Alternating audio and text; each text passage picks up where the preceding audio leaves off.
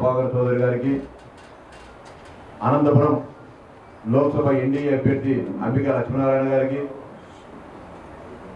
అనంతపురం నియోజకవర్గం నుంచి ఈ సమావేశానికి చేసిన ముఖ్య నాయకులకు నాయకులందరికీ కూడా హృదయపూర్వక నమస్కారాలు తెలియజేసుకుంటారు.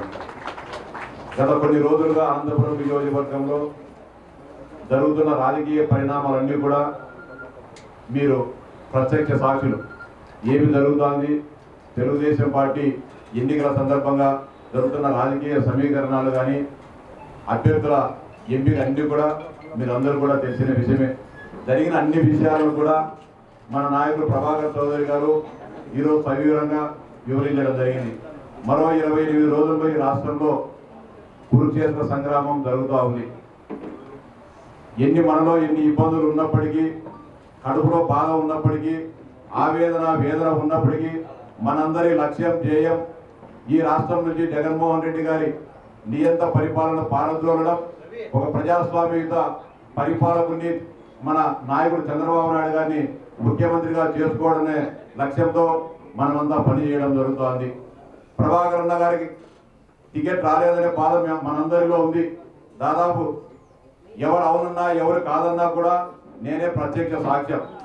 మీరందరూ స్ఫూర్తివంతమైన నాయకత్వంతో, మీరందరూ స్ఫూర్తివంతంగా పనిచేయడంతోనే ఆ రోజు నేను ఎన్నికల్లో ఎమ్మెల్సీగా గెలుపొందడం జరిగింది. బయట జరుగుతున్న పరిణామాలు లోపల కౌంటింగ్లో నాకు తెలియనప్పటికీ మీరే గమనించి అర్ధరాత్రి కూడా మహిళలు కూడా ఖచ్చితంగా ఆ రోజు వచ్చేసి డిక్లరేషన్ ఫారం ఇయ్యని పరిస్థితిలో మీరంతా కూడా మాకు బయట ఏం జరిగే పరిణామాలు కూడా మాకు తెలియని పరిస్థితిలో మీరే వచ్చి గొడవ చేసి ఆ రోజు ఆందోళన చేసి ఖచ్చితంగా డిక్లరేషన్ ఫారం ఇచ్చినంత వరకు మేము కదలమని చెప్పేసి పోరాడేల స్ఫూర్తివంతమైన చరిత్ర అనంతపురం నియోజకవర్గ తెలుగుదేశం పార్టీ నాయకులది, కార్యకర్తలని చెప్పి మీరందరికీ కూడా సవినయంగా తెలియజేసుకుంటా ఉన్నా. జరగబో సార్వత్రిక ఎన్నికలకు సంబంధించి అనంతపురం నియోజకవర్గ ఎన్డీఏ అభ్యర్థిగా దగ్గుబాటి ప్రసాద్ గారిని, అదేవిధంగా పార్లమెంట్ అభ్యర్థిగా మన అంబికా లక్ష్మీనారాయణ గారిని మన అధినేత ఎంపిక చేయడం జరిగింది. అభ్యర్థులు ఎవరైనప్పటికీ మన లక్ష్యం ఒకటే, తెలుగుదేశం పార్టీని అధికారంలోకి తీసుకొని రావడం, మన నాయకునికి జరిగిన అవమానానికి ప్రతీకారంగా మళ్ళీ మనము ఈ చంద్రబాబు నాయుడు గారిని ముఖ్యమంత్రిగా చేసుకోవడం అనేది. మీరందరూ కూడా అనేక మందిలో బాధ ఉంది. మేము దాదాపు ఈ 5 సంవత్సరాల పాటు అనేక రకాలుగా పోరాటాలు చేశాం. అధికార పార్టీ వేధింపులకు గురయ్యాం, అవమానాలకు గురయ్యాం.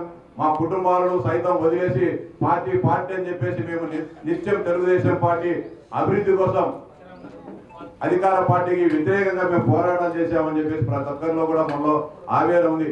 మనల్ని నమ్ముకున్న నాయకుడు, మనం అభిమానించిన ఆయనకు టికెట్ వచ్చింటే ఖచ్చితంగా అధికారం వచ్చిన తర్వాత మరింత ప్రజాసేవ చేసేదానికి మా అందరికీ అవకాశం ఉండిండు.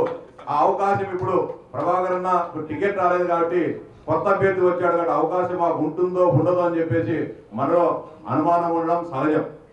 వాటన్నిటిని కూడా చంద్రబాబు నాయుడు గారి దృష్టికి ప్రభాకర్ అన్న దాదాపు 40 నిమిషాలు కూడా సుదీర్ఘంగా చర్చించడం జరిగింది. ఆ రోజు అన్న చెప్పింది, నేను గతంలో కూడా ఈ ఫ్యాక్టరీజానికి వ్యతిరేకంగా అవే సంస్థను ఏర్పాటు చేసి నేను సామాజిక కార్యక్రమాలు చేశాను. సార్ మీరు మంచి అభ్యర్థిని మీరు పెట్టుకున్నా నాకు ఎలాంటి అభ్యంతరం లేదు. రాజకీయాల నుంచి నేను విరమించుకొని తెలుగుదేశం పార్టీకి వ్యతిరేకంగా కానీ లేకపోతే తెలుగుదేశం పార్టీ అభ్యర్థిని ఓడగొట్టాలనే ఆలోచన నాకు ఎక్కడా లేదు. నేను స్వచ్ఛంద సంస్థను ఏర్పాటు చేసుకుని పనిచేస్తా అని చెప్పినప్పుడు చంద్రబాబు నాయుడు గారు దాన్ని తీవ్రంగా ఆక్షేపించడం జరిగింది. ప్రభాకర్ గారు నీవు అసమర్థునివో లేకపోతే నువ్వు ఓడిపోతావనే ఆలోచనతో నేను టికెట్ ఇవ్వలేదు, కొత్త వ్యక్తులను ప్రోత్సహించాలనే ఒక ఆలోచనతో టికెట్ కేటాయించడం జరిగింది. ఎటువంటి పరిస్థితుల్లో ఈ రాష్ట్రంలో మీ సేవలు అవసరం, ఖచ్చితంగా మీరు రాజకీయాలు ఉండాల్సిన అవసరం ఉంది. నా కోసం, ఈ రాష్ట్రం కోసం, ఖచ్చితంగా ఈ రాష్ట్ర సర్వతోముఖాభివృద్ధి కోసం మీరు ఖచ్చితంగా రాజకీయాల్లో ఉండాలని గట్టిగా చెప్పినప్పుడు ఆయన మాట్లాడుకోకుండా మన నాయకుని ఆదేశాలను పాటిస్తూ, సార్ మీకోసం, ఈ రాష్ట్ర భవిష్యత్తు కోసం నేను ఖచ్చితంగా రాజకీయాల్లో కొనసాగుతా, మిమ్మల్ని ముఖ్యమంత్రికి చేసేటంత వరకు నేను నిరంతరం ఎంతటి శ్రమ ఓడ్చినా సరే నేను ఈ 4 రోజుల పాటు పనిచేస్తానని చెప్పి అన్న బాబు గారికి హామీ ఇవ్వడం జరిగింది.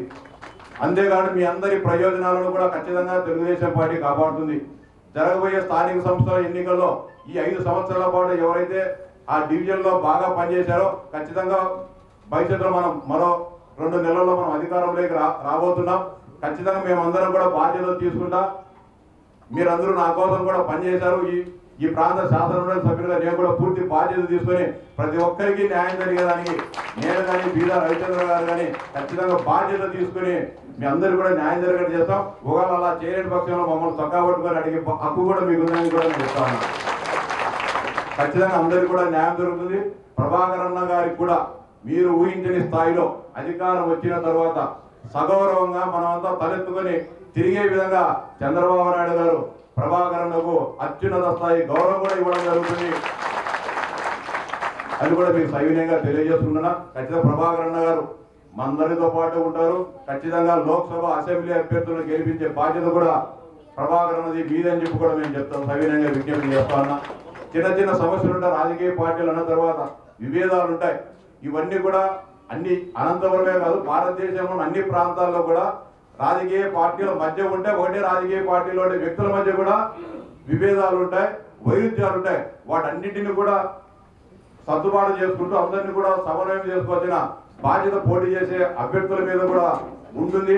ఆ విధంగా శాసనసభ అభ్యర్థి కానీ లోక్సభ అభ్యర్థి కూడా వారికి కూడా ఖచ్చితంగా పార్టీ తరఫు నుంచి దిశానిర్దేశం చేసి ఏ ఒక్క కార్యకర్త కూడా మనసు బాధపడకోకుండా చేసే బాధ్యతలు తీసుకుంటామని చెప్పి కూడా మీకు అందరూ కూడా సవినంగా విజ్ఞప్తి చేస్తా ఉన్నా. ఖచ్చితంగా ఏది ఏమైనప్పటికీ కూడా మనకుండే సమయం 28 రోజులు ఉంది. మన లక్ష్యం మన ధ్యేయం ఒకటే, చంద్రబాబు నాయుడు గారిని ఈ రాష్ట్రాన్ని ముఖ్యమంత్రి చేయడం.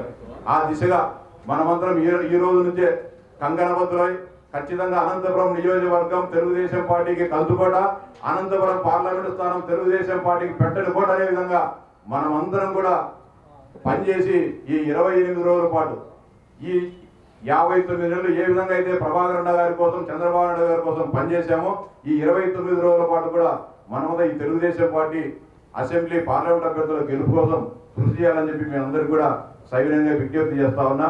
ఖచ్చితంగా ఎలాంటి అపోహలు పెట్టుకోకుండా ప్రతి ఒక్కరికి కూడా న్యాయం జరుగుతుంది. మీరు శాసనసభ అయితే బాగుంటుందని దీనికంటే ఇంకా ఎక్కువ సేవ చేసే అవకాశం ప్రభాకర్ అన్నకు వస్తుంది. కాబట్టి వాటిని కూడా మనసులో పెట్టుకొని ప్రభాకర్ అన్న సారథ్యంలో ఆయన మార్గనిర్దేశంలోనే ఆయన చూపించిన దారిలోనే ఈ ఎన్నికలు కూడా మనము ముందుకు పోతాం. కాబట్టి ఆయన నాయకత్వాన్ని బలపరచాలన్నా ఆయనను నాయకత్వంగా పెంపొందించాలన్నా ఆయనకు బాబు గారి దగ్గర సమున్నత గౌరవం రావాలంటే పెరగాలంటే ఖచ్చితంగా ఈ అసెంబ్లీ అభ్యర్థిని పార్లమెంట్ అభ్యర్థిని గెలిపించినప్పుడు అది వస్తుంది తప్ప మనం వేరే విధంగా పొరపాటు చేసుకుంటే అందరం కూడా చెడపేరు వస్తుంది. కాబట్టి వాటన్నిటిని కూడా గమనంలో పెట్టుకొని గెలిపే ధ్యేయంగా పనిచేయాలని చెప్పి మీరందరికీ విజ్ఞప్తి చేస్తున్నా. అంతేకాదు చిన్న చిన్న సమస్యలున్న విభేదాలున్న వాటన్నిటిని కూడా పక్కన పెట్టి ఈ 29 రోజుల పాటు తెలుగుదేశం పార్టీ అభ్యర్థుల గెలుపు కోసం కృషి చేయాలని చెప్పి విజ్ఞప్తి చేస్తా ఉన్నా. మీరందరూ కూడా ఈ 40 రోజుల పాటు కూడా నేను అందుబాటులో ఉంటా. ఏదైనా సమస్య ఉన్నా కానీ ఏదైనా కోఆర్డినేషన్కి సంబంధించి ఏదైనా కూడా చిన్న చిన్న సమస్యలు ఉన్నా కూడా నా దృష్టికైనా తీసుకున్నాండి, లేకపోతే లోక్సభ అభ్యర్థుల దృష్టిగా తీసుకున్నాండి, లేకపోతే ప్రత్యేక పరిశీలకులు కానీ ఇక్కడ ఈ 40 రోజుల పాటు ఉండే విధంగా ఏర్పాటు చేయడం జరుగుతుంది. రమణారెడ్డి గారికి కూడా అబ్జర్వర్ ఇక్కడనే ఉండమని చెప్తాం. ఏ సమస్యలు ఉన్నా కూడా మనమందరం కూడా పత్రికలకు కానీ లేకపోతే మీడియా ముందుకు కానీ పోకోకుండా ఏదైనా సమస్య తలెత్తినప్పుడు ఆవేశాలకు లోను కాకుండా ఎవరోగా పార్టీ ముఖ్యుల దగ్గర ఆ సమస్యను ప్రస్తావిస్తే దాన్నింటిని కూడా ఆ సమస్యను పరిష్కరించి ఎక్కడికక్కడ మనం ముందుకు పోదామని చెప్పి మీకందరికీ కూడా సవినయంగా విజ్ఞప్తి చేస్తూ ఈ అవకాశం కలిగితే మీకందరికీ కూడా స్వయంగా విజ్ఞప్తి చేస్తాను.